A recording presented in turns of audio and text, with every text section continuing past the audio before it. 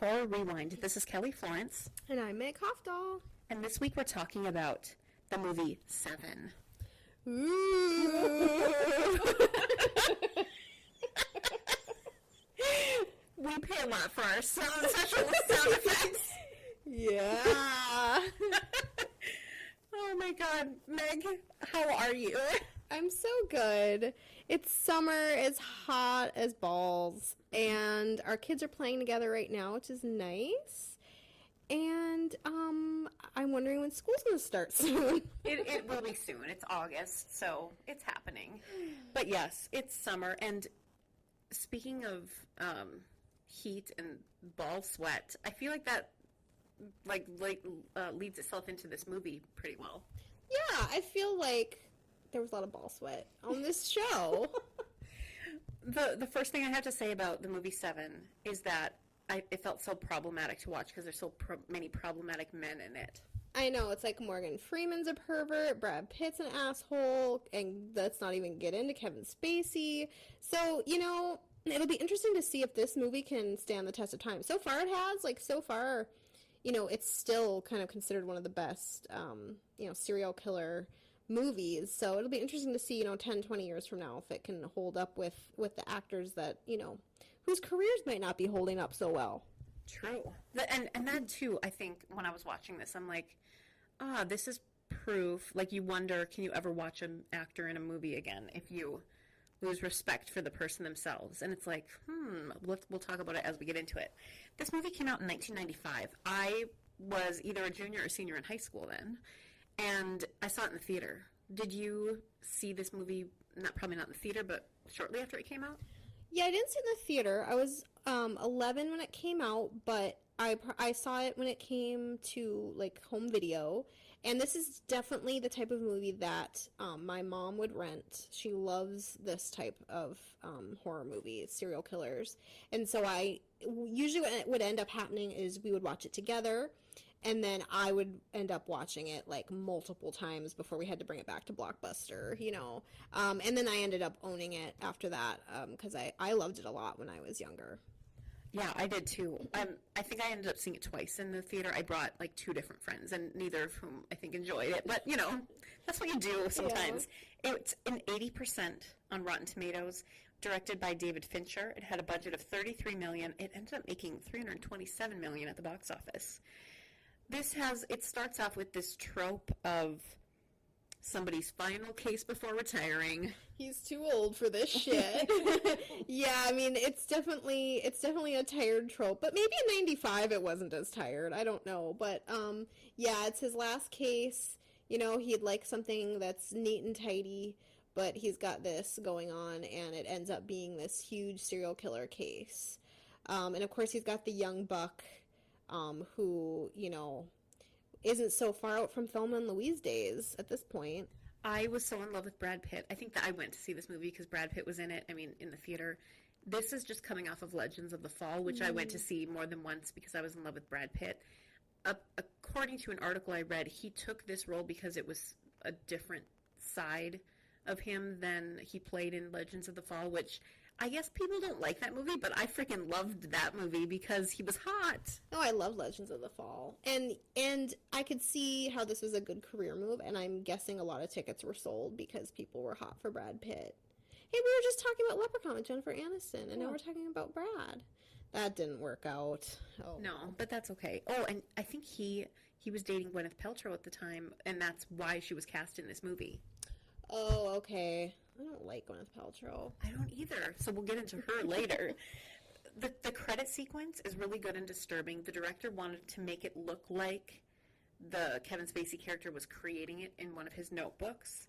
And speaking of which, they actually had somebody handwrite in all of those notebooks, and it took them 2 months to complete. Wow, that's amazing. I wonder about stuff like that. I'm a big believer. I don't always like to sort of crack the fourth wall a lot. I like to sort of live in fantasy world. I know they're not real movie, it's not happening, but sometimes I don't like knowing all that. But I can't help but be curious about those things. And they had so many cool notebooks and things, and that's cool.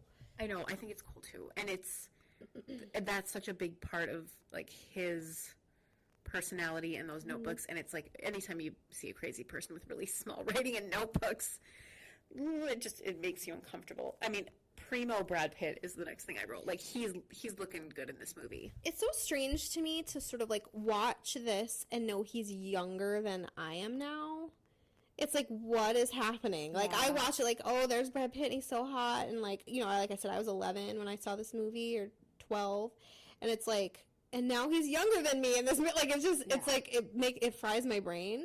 But yeah, he's just, I mean, he's gorgeous. I mean, he is a movie star for a reason, and actually I think he's a good actor too. Yeah, I did like Brad Pitt back in the day, and you know, we'll see if he redeems himself after this whole debacle with Angelina Jolie and Maddox and all of that business. I'm gonna continue to give you some facts throughout this because I was reading about this movie. The first deadly sin is gluttony. The guy was force-fed spaghetti. That is actually a fat suit that an actor was wearing, and it took him 14 hours to get into it before they could shoot that scene. And he's just like dead in the scene, like plopped in a bowl of whatever. Oh wow, that's amazing. And it's amazing they just couldn't find a fat person. I know. I mean, I think they would now. Yeah. Like, I don't know why they didn't then. You feel like those people didn't exist in 95. I don't know. It's like, go to TLC. Yeah. You can find them. Oh, man. But I did relate to this first deadly sin because I think if I was going to die by any of the deadly sins, it would be gluttony, and I would eat myself to death with spaghetti or pizza or something. Yeah, I was definitely wondering. I'm like, which sin would he choose for me? And I'm like, it would either be gluttony or being lazy, because I'm both of those things. I'm fine admitting that. You know what I kept thinking while I was watching this movie, because I hadn't seen it in a while, is I feel like the people that created Saw, James Wan and Lee Whannell, they were like, they watched Seven. And they were like, what if we saw Seven from the victim's point of view? Is what I feel like they said to themselves. Because I feel like this is from, like, the cop's point of view. Yeah. But if you really think about, you know, we don't actually see this unfortunate fat man. We don't actually see what happens to him. We just see the after effects. I feel like Saw is, like, watching what happens to them, you know? Yeah, that's a really good point. And that is a fascinating take on it, and whose viewpoint are you looking from? Mm-hmm. I love a good cop investigation, and some line I wrote down that I really liked. He's a clever killer, and they say he wouldn't do something unless the act itself has meaning, and so everything is done with purpose in all of these kills. You are a big true crime fanatic. I don't know if I should call you a fanatic or, you know, true crime fan. I don't know. What do you want to be called? True crime queen. Oh, okay. Well, she's a true crime queen, people. Do you know of a lot of serial killers or killers who are this specific and careful and everything has meaning in what they do? Or is this sort of Hollywoodized? Well, it's definitely Hollywoodized, but yeah, I mean, there are killers who very carefully stage who they left behind. The Gainesville Ripper comes to mind that Scream is based on. He very much liked to stage his victims. You know, obviously there's a lot of, like, care that Kevin Spacey gives, or John Doe gives, that maybe we don't necessarily see translate when we're looking at real crimes. But no, I mean, there are definitely killers that they take everything that they do, and certainly it ramps up, you know, where they'll start out kind of sloppy and then they get, I hate to say better, but they get better at it, and there's a reason why, you know, they take their shoes, or there's a reason why, you know, in their complicated labyrinthine brain of why they're doing everything they're doing. You know, there's the old, you know, thing about Ted Bundy that every woman he killed had a certain hairstyle because he had been rejected by a woman with that hairstyle. You know, so there's all these things are, and then there are the ones that are just, more animalistic, and they're more, or spree killers or things like that. But yeah, they're definitely the ones, and they tend to be the ones that are more known about because they're fascinating. But yeah, that they put a lot of care and thought into what they're doing. I just think that's fascinating, and I love learning from you, the true crime queen. I'm going to read you the 7 deadly sins. Gluttony, he force-fed the spaghetti. There's greed. He bled that lawyer to death. Sloth, the guy in bed who ends up still being alive. That's a really good jump scare. Yeah, that's a really good jump scare, and just gross. And I mean, they don't shy away from some nasty stuff. Like, and the one with the greed, he had to cut a pound of flesh off, and that really made me think of Saw, where it was like, you have to do this thing to live, but he ended up dying anyway.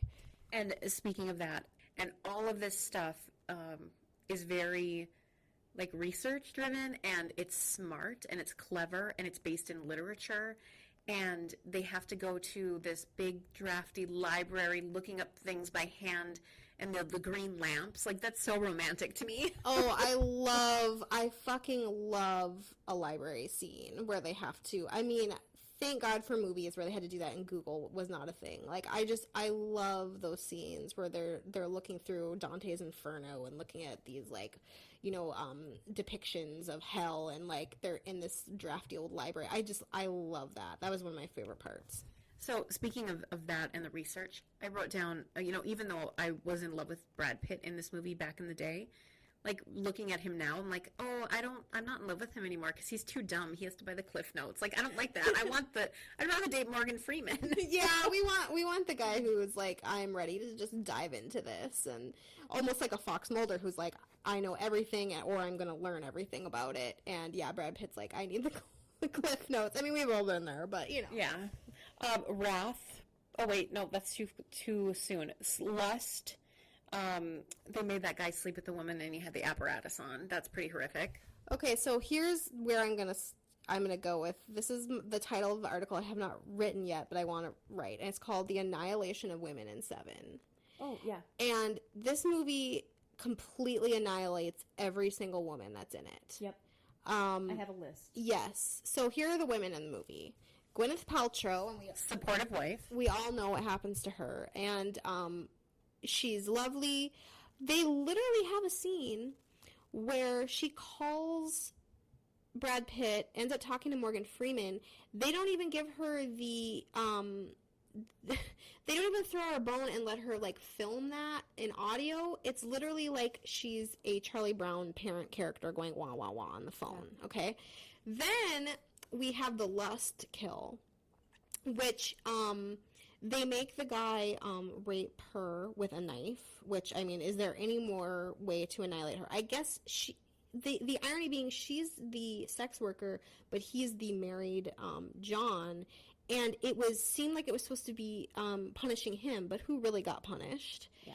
And then we have the Pride kill, which was a woman who got her nose cut off, and she chose to die without a nose instead of, or she chose to die instead of living without a nose because she only cares about her looks. And those are the women in Seven. There's also the hysterical wife, whose husband cut his pound of flesh. There's waitresses that have no lines. And there is one female cop, but she doesn't have any lines either, I don't think. Yeah, I was just blown away by like I said, the word annihilation just comes to mind, where it's not to mention, and you know what, I'll get into this later when we talk about the end, but everything that John Doe did was with careful consideration until he did that. Everything he did was for a reason and to punish people until he kills Gwyneth Paltrow.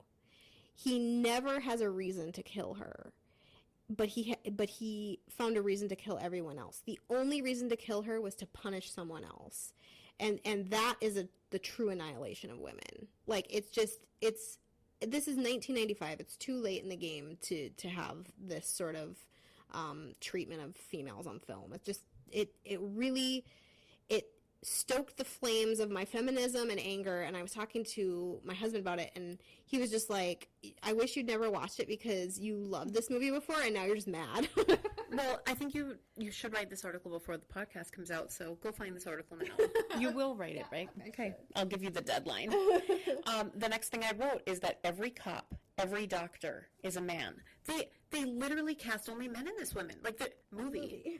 Like there's 0 women in this movie, and there's Gwyneth Paltrow, who is hardly a character. Yeah, I mean, she's barely there. She's only there as a way to basically get even with Brad Pitt at the end. And, okay, I'm just going to go to the end. Every single person that John Doe kills, he's like, this person was gluttonous, so I killed them that way. This person had too much pride. What was it? So he's saying that Brad Pitt was too angry? He's gonna be too angry because he killed us. So, yeah. Exactly. So he's saying, well, this is wrath because you're going to be angry. But his whole point of being was that he was doing it to people who already had that problem. And they never, if they wanted to have that as a through line, he should have had an anger problem. But it's a little bit, I mean, not to disagree with you, because I totally agree with what you're saying. But remember, there's that scene, and Kevin Spacey's pretending to be the photographer, literally where Morgan Freeman is telling him, you're too angry and you're feeling too much, and you need to settle down and take it more like I am and be calm and logical about it. And Brad Pitt's like, no, we just gotta do it. So maybe... And Brad Pitt does, he is rash sometimes, and like, for instance, he goes into the apartment before they have the warrant and stuff like that. So, so that's true. Maybe that was a through line. That still doesn't justify killing her, though. No, I agree. Yeah. Although that is an amazing twist, and the whole time it was happening, even though I've seen that movie a million times, like, my heart was pounding. Yeah, it's true. There's the chase scene when they figure it out by, apparently it used to be illegal for the FBI to monitor people's library books or, internet search history, but now it's legal. And so they, under the table, get the information about Kevin Spacey renting these books, and they end up going to his apartment, and there's this big chase scene and everything. Brad Pitt really did hurt his hand during that chase scene, and that he really is wearing that arm brace the rest of the movie because he really hurt himself in real life. Oh, no, I didn't know that. That's interesting. I mean, I'm surprised that people don't get more hurt in these movies. Yeah. I didn't write anything up to after that point, like about plot points, because I am drawn in, and I think the story is so good, and the crime aspect and the killer, and he's so clever. And now that they know who he is, he changes up his plan because he wasn't planning on getting caught. And so who was he going to kill for wrath? Is this an improvisation because of Brad Pitt now? I mean, that couldn't have been the plan. I don't know. I wish Brad Pitt hadn't shot him in the end, and he wouldn't have won, in quotation marks. I also think that whole car ride to the site was a little bit too long. I got bored, and, when he's, like, trying to get into his head and stuff. He had already killed Gwyneth Paltrow, though, so, like, it's not like, it's revealing that he's, I don't know. What do you think?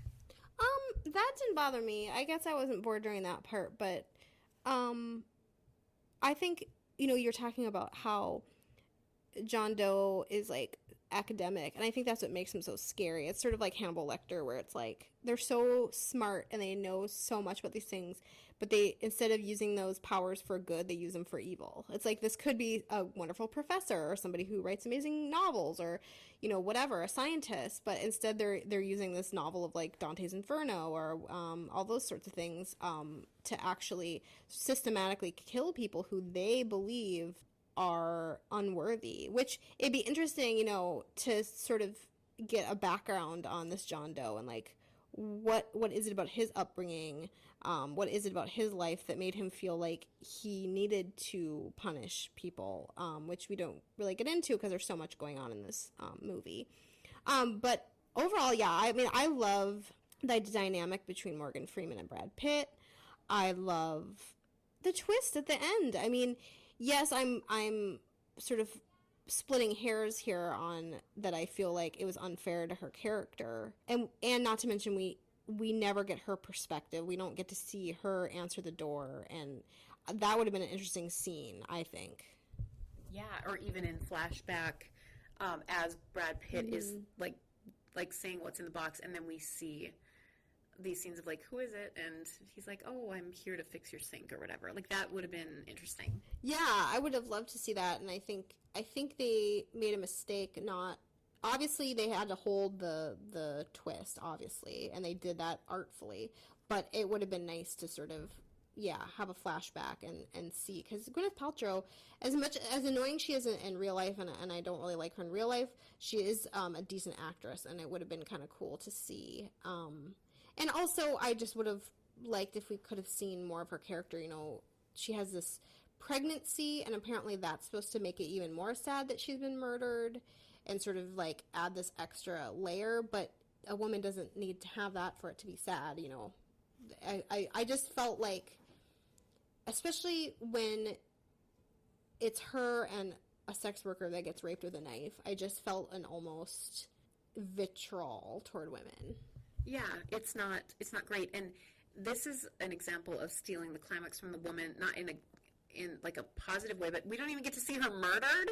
Yeah. I mean, you can't even give her a death scene. Like, she's not even worthy of that, and she's a character that we've gotten to know.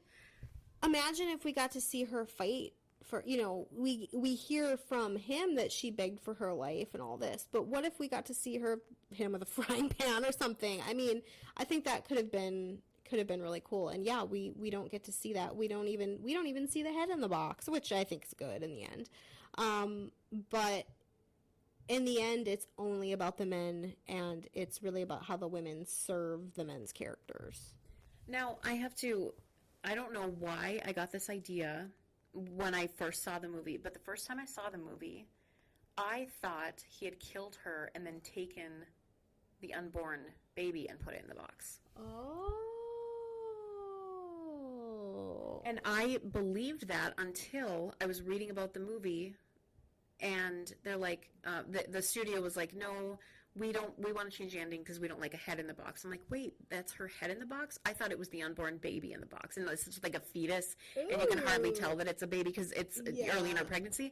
And in my mind, all of these years, 2 decades, I've been believing it was the unborn baby in the box. Isn't that crazy? That is, but it's kind of cool. It's kind of like, it shows you like how easy it is to sort of like put our own sort of prejudices and thoughts into a movie, and like thinking that it happened like that, and then believing it, and like how memory is so fallible and stuff. It's kind of cool, and that's actually really gross, and that would be kind of a neat idea too. And you know, and in my mind, like that was even worse. I don't know why. Yeah. You know, because you don't even know what it is. But and then he explains it, but he didn't. So in my mind, it was a false memory. But anyway, that's my confession. 7 confessions. Okay, do you want to confess something too? Brad Pitt's hot, and I'm trying to think if there's like a Brad Pitt movie that I've never seen. That's embarrassing to admit it, but I feel like I've seen. Did you see his cameo in Deadpool 2? That was fun. Yeah, it's like barely, Yeah. But yeah, that was fun. That's good. I feel like I don't really have a good Brad Pitt confession. I love him in Thelma and Louise. I hope he's not as big of an asshole as he seems. I don't know. I know. He is currently filming Quentin Tarantino's new movie, who also, P.S., I'm way over. And did you see the cast for it? It's like all white males. So is that why you're over it? Because you used to love Quentin Tarantino. Are you over him now? Why? Let's go. He's problematic. Uma Thurman came out with stuff that he did and said, and obviously, and even before that, though, I started to see the error in his ways, and just Kill Bill. Yeah, there's a lot of women in it and empowering, and there's that, what is that, Death Proof or whatever, but he doesn't treat women great. He doesn't have a lot of female characters in his movies, and I'm just sick of it, frankly. What movie of his, though, that you defend, that you do love? Well, I love Pulp Fiction. Is that problematic? You know, I don't think we should apologize for loving problematic movies. It is what it is, you know, and things are problematic now that weren't problematic 5 minutes ago. So I think I mean, any movie before like 1990 is problematic, pretty much, like, and after. So I don't think we should apologize for liking problematic movies. I think as long as that ideology is not seeping into how we're living our lives and how we're treating other people, I think it's okay. Yeah, I agree. I have not seen The Hateful Eight because there's only one woman in it and she gets beat up like the whole time. So I don't need to see that. Yeah, I haven't seen it either. And it was kind of the same thing where I'm like, I don't know if I need to watch that. But you never know. Maybe we're prejudging. Maybe that's empowering as fuck, but probably not. Yeah, agreed. It's funny because I was having this conversation about several things lately. I don't give them the benefit of the doubt, and then when I finally do give something a chance, whether it be a movie or a TV show or an author or whatever, it's like, oh, okay, it's actually more nuanced than I thought it would be, or the concept isn't what it's put forward. But sometimes it's just like for The Hateful Eight, for example, I think I know what I'm getting into, and I think it'll be that. So yeah, I was this example of like Breaking Bad because I hate stuff about drugs. Like, it's so boring to me. Like, that is just the number one most boring. Like, any movie, if like that's in the main thesis sentence of what it's about, I don't care. And so it was really hard for me to like just be like, okay, fine, I'll try Breaking Bad. And then it was amazing, obviously. So sometimes you have to push through it, but then there are other times where it's like, no, I just really this is just not for me. yeah, I agree. Is there something, if you, in the first line of a description, that you would absolutely always watch it, even if you didn't think you would want to? What's the opposite of drugs for you? It would have to be like a woman murdering somebody. I was gonna say, is it like John Cho and Carrie Elwes star as? Yeah. I mean, obviously, if we're talking, yes, there are actors that I've watched some really shitty movies for. But as far as plot, if it's like, you know, suburban housewife murders her mother, I mean, read into that or whatever you want. Oh boy. Okay, Lisa, I cannot wait to hear, what have you done about these 7 deadly sins in a drink? Tell us, please. Hi, horror friends. Lisa here, and today I'd like to make a drink with you inspired by the movie Seven that I'd like to call What's in the Glass? So, making a drink for the movie Seven was pretty intimidating and fun because when you think of the 7 deadly sins, any night of excessive drinking dabbles with each of them. First, we have a lust for the alcohol. Then we have gluttony, give me all the drinks, and greed, give me that drink. And then sloth shows up, that point before your second wind arrives and you feel warm and quiet and good. But then comes wrath, the fight you might pick because of envy. No, but I wanted to dance with him. And then finally comes pride. I'm fine. I'm not drunk. I can do this by myself. I don't know about any of you, but I'm certain I've had a night or two just like that. So with all of that in mind, I'd like to make this drink a little bit inspired by our old friend, the Long Island iced tea. I want to put 7 alcohols together. All right, get ready. This is what we're going to need. Vodka, gin, rum, tequila, Seagram 7, Cointreau, Kahlua. We'll also need a shaker, some ice, and a low ball, and a little bit of mint if you have some. All right, you're going to need your measuring device from your shaker, and let's put in a 1/4 ounce of vodka, a 1/4 ounce of gin, 1/4 ounce of rum, 1/4 ounce tequila, 1/4 ounce of that Seagram 7, 1/4 ounce of Cointreau, and a 1/4 ounce of Kahlua. Because this is supposed to be set in New York, and it's the city that never sleeps, so let's get a little coffee into this, shall we? Shake it up as good as you can, and go ahead and dump that over ice into a rocks glass, garnish with mint. I like the mint because maybe it looks a little bit like those air freshener trees in that one scene. Like a deadly sin, I recommend only committing one of these drinks at a time because it is a boozy doozy. If it's more involved than you'd like to get for this, grab a nice glass, pour 1.5 ounces of Seagram 7 in, and top it with 7-Up. And then you'll have a 7 and 7 for 7. Cheers, horror friends. It's time to rank 7. How the heck are we going to rank 7? Are we going to do a scale of 0 to 7? Oh. Do you think that's bold? Let's not do it. Let's not do that. What are we going to use, though, as our...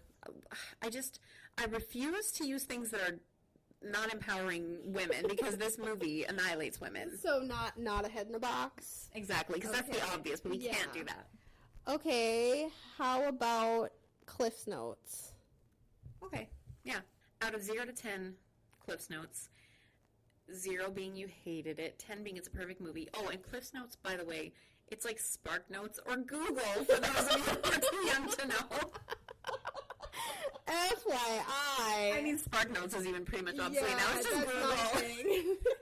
It was like, they were like little yellow books, and you used them when you were dumb and you didn't read the novel for your paper, and then you had to like know what happened in it really fast.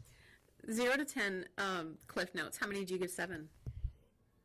I actually give it 7, which I realize is cheeky, but I'm giving it 7 because great acting, great writing, tense. Like, I actually physically like felt upset in that last scene, and it is a serial killer movie that stands the test of time, but they just absolutely, in my opinion, willfully and egregiously abuse women in this movie and don't let them shine in any way.